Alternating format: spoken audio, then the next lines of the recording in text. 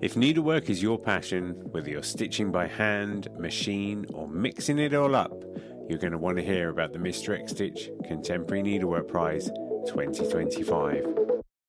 This prize celebrates the best in modern stitch, and it's open to creatives from all around the world, whether you're a student or an emerging artist or a seasoned professional.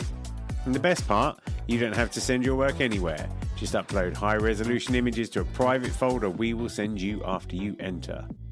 You can enter more than one category, for instance, hand embroidery and 3D textiles. Just grab an entry for each one. And if you've got a student ID, you can get 50% off the entry price as well. The deadline for entering is 30th of June 2025, and entries are now open at xstitchmag.com/prize-entry. Thanks to our brilliant sponsors, Bookmarked Hub by Search Press and David and Charles, and the legends at Lowry Workstands. If you've got the stitch bug, this is your time. Show us what you've got. Enter the prize now. Visit xstitchmag.com/prize-entry to get your ticket today.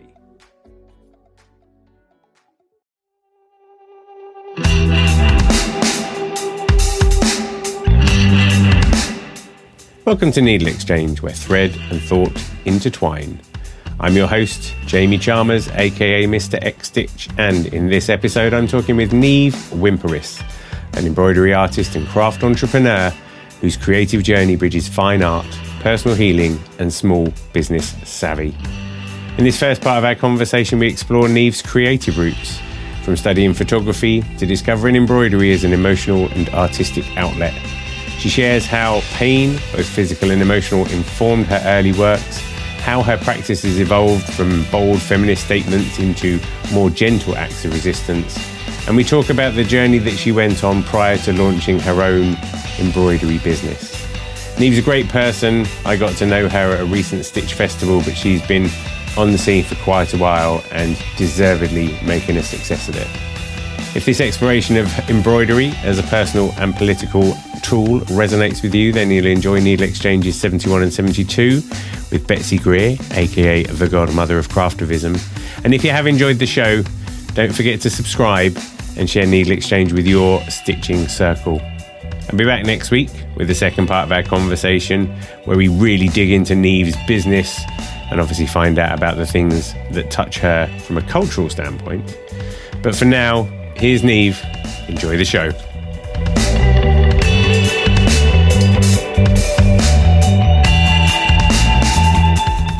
So I've got two girls, Flora and Annie. Flora just turned 8. Annie is going to be 6 soon. Flora's convinced that hell is a thing, right? Right. And I'm not. She's like, hell's a thing, isn't she? And I'm like, no. She keeps telling Annie. She keeps saying to Annie,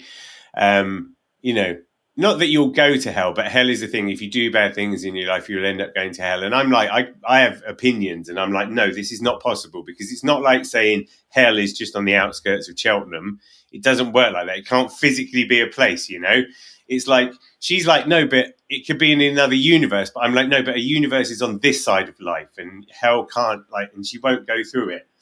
I'm trying to think why I was starting with that gambit now. Oh, no. You were saying that you were in the void space. Was it something to do with... Oh, yeah, that was it. Thank you. Yeah, so then I was saying, actually, if you think about it, I didn't want to be too much of a downer, but to be honest, they say, hell is being with other people. Or, when I'm in a room like this and it's just a magnolia office with no daylight and stuff, I think this might be hell. That might be hell. And, I'm sure there's people who work in, lithium mines who would argue differently or whatever. But I was just trying to say to them, I'm just all there is when you die is heaven. But you can call it heaven, you can call it light, you can call it love, you can call it God, you can call it Reiki, you can call it bliss, you can call it whatever. Yeah. But that's all there is because of physics. There's no but you skew to the left and you end up in a shoebox in a puddle. You accidentally kicked your dog. You're going that way.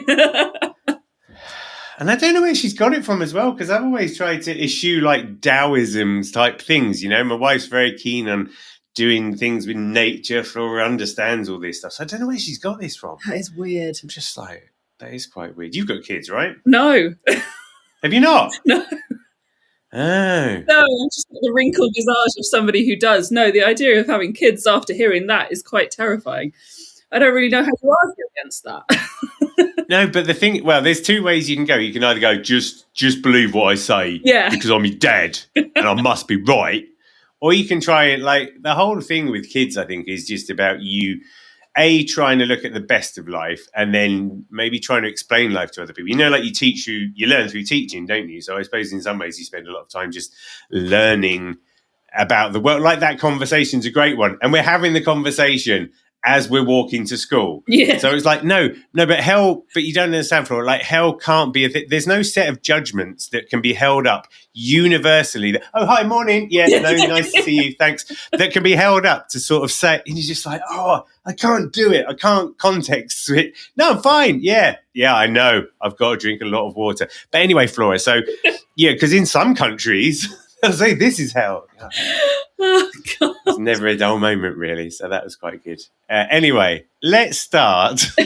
No, do you know what I was going to ask you? Right. So you did a piece for that was in the Broders exhibition 2020 called "This Is Art." I did, yeah. And I really liked it. What was that, like stitching on the top of some fabric, but stitching the pattern underneath? Yeah. So I went to a charity shop and found a canvas painting. So it was an actual painting, it was like oil painting, and stitched over the top, and I stitched the words "This is art" and colour matched as best to my ability what was underneath. So in certain lights you can't really see the stitching. And the idea behind that is I wanted to submit it to the Royal Academy Summer Show because historically they wouldn't accept that any form of needlework was art. And so I thought, screw that. Like, yeah, I'm going to prove that it is art. They rejected it, so clearly, I'm afraid not. Yeah, clearly that standard still holds up.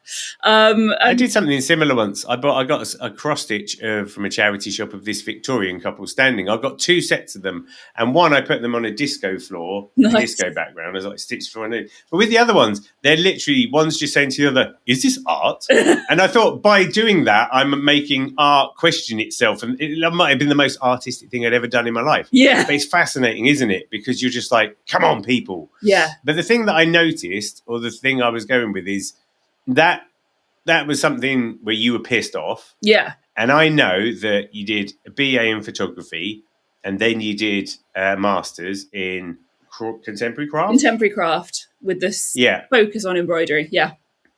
But you were pissed off, and now you're not pissed off. Yeah. And I'd like to explore that. I think that's interesting because we all go through. I think there's a lot of that context, that thing of needlework as an art form, needlework as a gender, all of that sort of stuff is something you have to work through. And I'm interested to get what happened with you on that journey.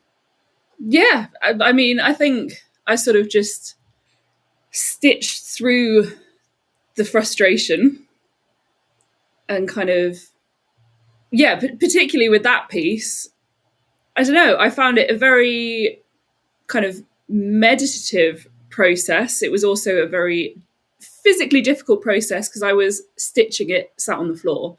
So that and I've got rheumatoid arthritis, and at the point that I was stitching it, it was like uncontrolled rheumatoid arthritis. Like I was just in pain constantly, and so I was sat cross-legged on the floor with this canvas painting draped over the side of the table so I could like get to the back of it, kind of feeling, kind of mental anger at what the piece represented, but then also the physical pain of creating the piece. So quite a lot of sort of feeling went into that one. And then, like I said, it was rejected, and I was like, oh, okay, I'm just going to have this on my wall. Yeah, and it's beautiful. A lot of the stuff that you did early on was pretty political then. Yeah. You came out like punching. And what motivated that?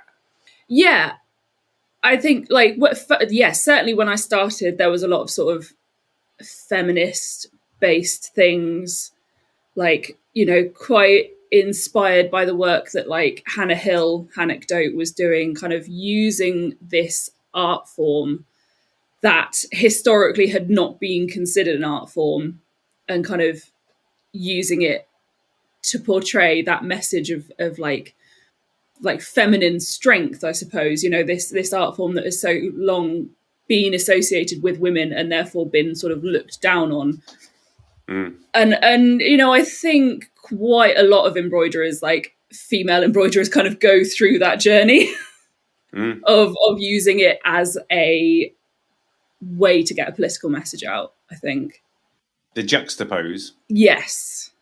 Yeah. Like, the first time I tried cross stitch, which is not my thing. I tried it, but the first thing I stitched was the word cunt. Like, so right, what can we? Because you just do, don't you? Yeah, you do. Yeah, number of F-bombs I stitched back in the day. You got to get it. You got to work it out. Like similar, right? So the first time I was ever a Santa, I've got a bit of a Santa track record, but for my daughter's school, I got the costume. I was a pro Santa for a season at Alton Towers. I know how to Santa, baby. But the first time I sat in that, I was sitting there going, drink Coca-Cola. And I was like, go fuck yourself. Because you felt like you had to do it. You had to rebel inside this context to kind of feel it out. Yeah, you've got to really subvert for sure. And, like when I did my master's in contemporary craft, like sort of one of the main books that I read was The Subversive Stitch and, kind of drawing a lot of inspiration from that. And I think, I started stitching when I was 21 and I was feeling really lost and really sort of like frustrated with myself on not knowing what to do with myself. And as the years have progressed, kind of just mellowed out, basically. And I think, which is why it's kind of a lot less political now than it was, because I'm tired. I can totally dig it. I can totally dig it because you can't. Like I've said this for so long. There's few people that I can think of that are still stuck in the same ragey position that they were, say, 10 years ago. Yeah. I don't think you can because you've got to evolve as a human. And if you are stuck in that, then I genuinely think like the meditative process of needlework pushes you beyond that. Yeah. Because you can't sort of help it, can you? Yeah. No, I definitely agree with that. Yeah, I think like, so my master's, I made a blanket fort, like a collaboratively stitched blanket fort for it. And so it was, in a way, a really political piece because this was like 2015, 2016. So like Trump and Brexit and all this kind of really scary stuff was happening. And kind of rather than going for anger, I sort of reverted back to childhood. So built this childhood blanket fort as a kind of place of safety, so you could come and sit in and just kind of feel like really nicely enclosed. And I did the collaborative embroidery on the back kind of sheet of the blanket fort, and that was all flowers that have like meaning in the Victorian language of flowers. So the meaning of the flowers was still like kind of anger and resistance and stuff, but it was a lot less punch you in the face, I'm furious. It was more just like, let's sit and stitch together and kind of work through and talk through what we're feeling and like, that. Yeah. So it's still political, but it was a lot less furious. Did you come to that naturally? Yeah, I think I did. Yeah. But I liked the meaning and the anger was still there if you looked for it. If you knew what these flowers represented, then you would get the message, but you didn't necessarily need to. And then it was just like a kind of safe cocooning space to come and chill out in, like it was an interactive piece. So people would come to the gallery and get into the fort and people would kind of stay there for quite a long time and just sort of be like, in a kind of calm space. And I thought that was really cool.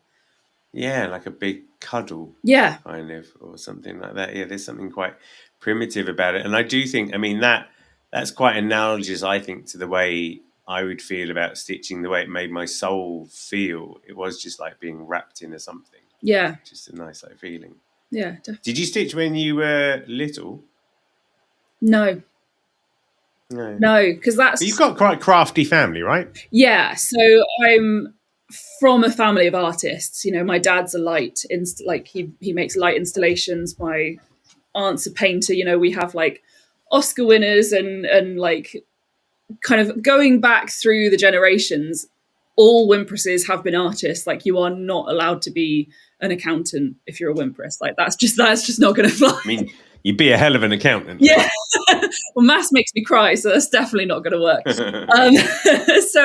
So definitely raised in a creative environment, not necessarily a crafty environment. So yeah, didn't really do any stitching growing up, like maybe some cross stitch in school, but that's kind of it. Like I really sort of found embroidery myself rather than having it introduced to me at a young age. So you did photography as a degree? Yes. Where did you think that was going to be the way you were going to go? Yeah, for a while, like I had real ambitions of being like the next Tim Walker from Vogue and kind of like doing all these mad photo shoots. And then I thought, oh, maybe it's the set design that I prefer. And like, I kind of knew within the first half a year of my 3-year degree that I didn't want to be a photographer. And I sort of just wanted to escape my hometown. Like that was, right. And it was a case of like, well, how do I do that? Go to uni, get loads of student loan, do that kind of journey, because how else do you do it? Like I don't regret kind of doing photography. It's proved useful, just in terms of that skill, and made lifelong friends who I still adore. But yeah, leaving that degree kind of after 3 years of knowing that I didn't want to do it, and then just being pushed out into the world, just going, what now? Like what now? What next? I have no idea on what I want to do. And so I was just kind of working as a waitress in a Chinese buffet, which was god awful. I would watch them drop plates of food on the floor and then just scoop it back up and put it out. Like it was bad. And having huge split shifts between the lunch and the dinner and just needing something to do.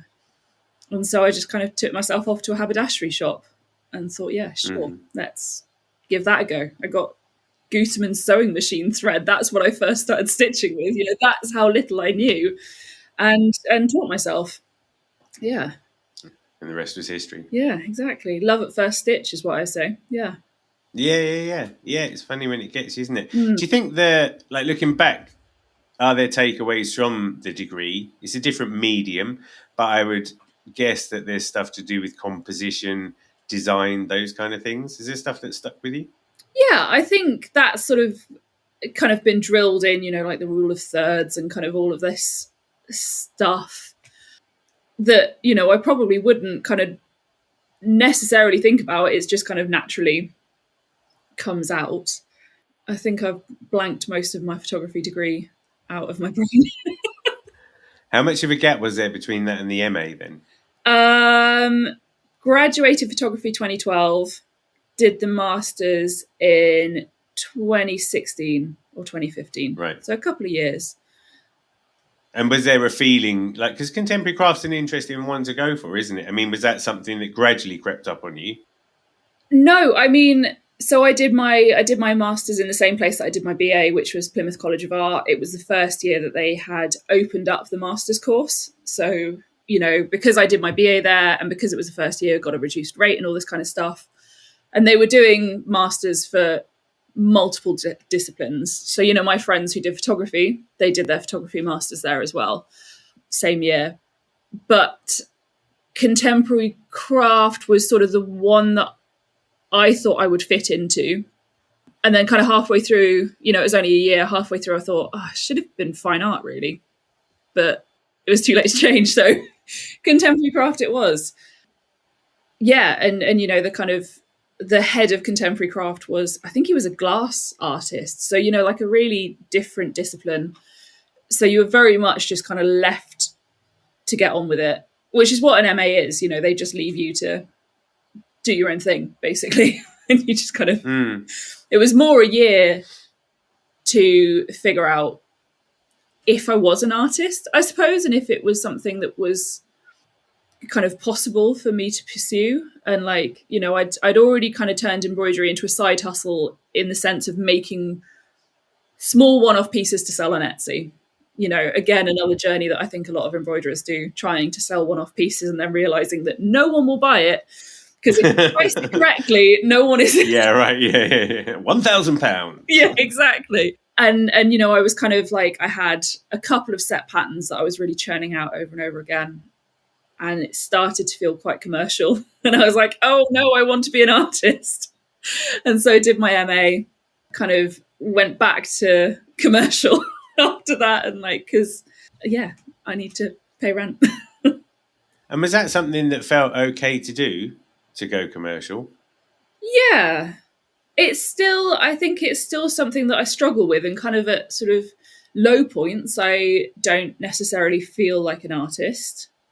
And then when I'm feeling good, I'm like, I'm an embroidery artist. Like I wrote that on the census. What year was that? 2021, when the census came around. Right, okay. To write your occupation. Yeah. And I was so proud typing out embroidery artist. Like, that's there for history, like, yes.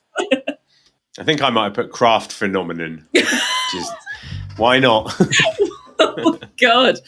I love that. It's the easiest way. I can't say what I am at all. It never works. But no, that's interesting, because you do, don't you? You get this tension then as you go on between producing, and in a way, I guess it's a reflection of art versus craft versus design debate and that sort of thing, But for a lot of people that, there's people I've spoken to, there's no way on God's earth they could be commercial, because they have to make that piece. That piece is coming out of them, whether they like it or not. I always think about Audrey Montoya and her awesome needle felted creations. Yeah. Like with eyes on them, what is it? The toasted cheese sandwich of despair, whatever it is, that stuff that she could make. And she couldn't make a kit of that if she wanted to, because that's not the way she's constructed.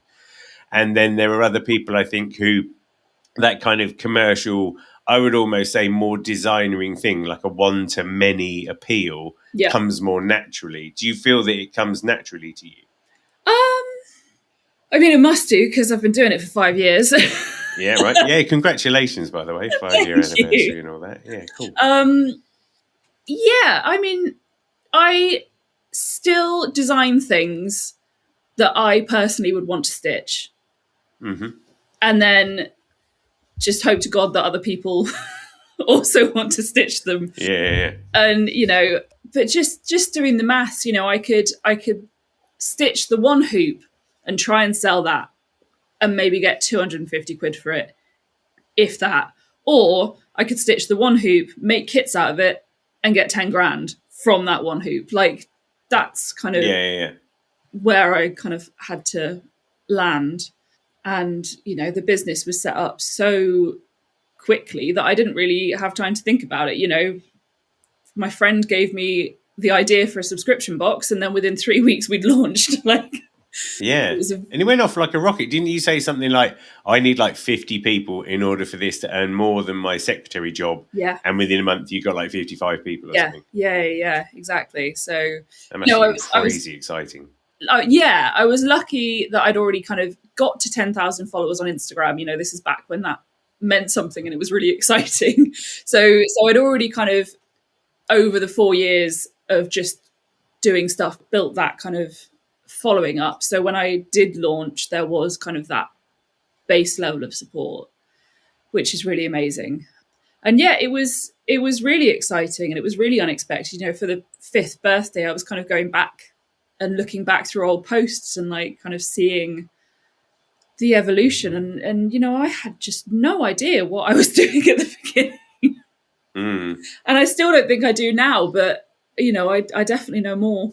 I mean, that was almost, I might be wrong, but it felt like that's probably around the time of like riding the first wave of subscription boxes, because it was definitely a thing, wasn't it? Where suddenly people were like, oh yeah, I can think of quite a few people who've gone, this has worked quite well. Like you say, mathematically, a real smart move. Yeah. I don't imagine you had a lot of peer support. Yeah, so my friend gave me the idea because she had a cake subscription box, which she'd had for a little while. So, she kind of thought, if I can do it with cake, then you can do it with embroidery kits. And at the time of launching, I'd never even owned an embroidery kit. I'd never bought an embroidery kit. I'd never seen what goes into one, let alone made one myself. So it was really ambitious to kind of go, yeah, I can do that. But yeah, and this was May 2020, so lockdown was still in effect. People were at home needing something to do with all this free time that they suddenly had. And that first year it was a monthly subscription, so I was like designing, stitching, ordering, packaging a brand new kit every single month, which is, yeah, that quickly kind of got too much. How quick? 6 months? It was a year. I think it was a year. Wow. Yeah. I mean, that's good in a way. Like, I remember once I tried to do a 52 challenge when I turned 40, I think. So I was going to do a new pattern every week for 52 weeks. And in the end, that nearly killed me because that was a pretty big ask. But you put in the reps, don't you? Yeah. Like it gave me a good foundation of kind of knowing what works and what didn't and stuff like that. But, just the kind of burnout, happened quite rapidly doing it every month and, trying to think of something new and interesting to stitch for people. And then, we kind of came out of lockdown and people started going back to their normal lives and suddenly they didn't have time to stitch a whole new thing every single month. So I went bi-monthly for my own sanity and also for my customers. And then in the last month, we've decided to go quarterly. So quite, beginning with 12 kits a year and now we're at 4. And again, that was sort of for my own sanity. I started to really kind of feel a bit like a hamster on a wheel. Like I couldn't get off and couldn't stop. And I had to be designing and stitching and marketing and, doing all of that stuff. But also, my customers were in a cost of living crisis. They've got less money. They've got no time to stitch. I heard it so often that people, they were going, I've got kits piling up and no time to do them. And at some point, they're going to cancel their subscription because of that. Yeah. And I have incredibly loyal customers who would get every single design, even though they had kits piling up. But I knew that wasn't sustainable. Like, that's feels like a huge compliment kind of thing. But I didn't want them to feel that pressure. And also I didn't kind of really want to encourage that kind of almost overconsumption, I guess. Like they felt like they had to have it, even though they weren't going to use it. Like that wasn't what I kind of wanted. And so, going quarterly. So now people have 3 months to stitch and it's still the same cost. So that kind of spreads the cost out.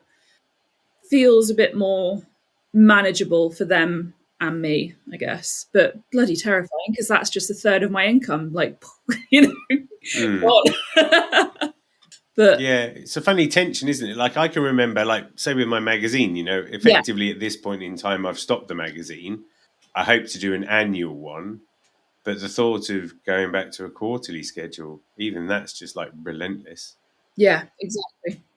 Yeah, I don't understand. When I look at some of my peers, some of the other cross-stitch magazines, I've got no idea how Cross-Stitcher magazine can come out with stuff once a month. I can sort of understand why there's a certain similarity to a lot of the content because needs must and having original ideas on that frequency. Like I say, for me, solo doing it. And like you say, there's just this cycle of you hit a deadline for production and then it's marketing and then it's project managing the next one and on it goes.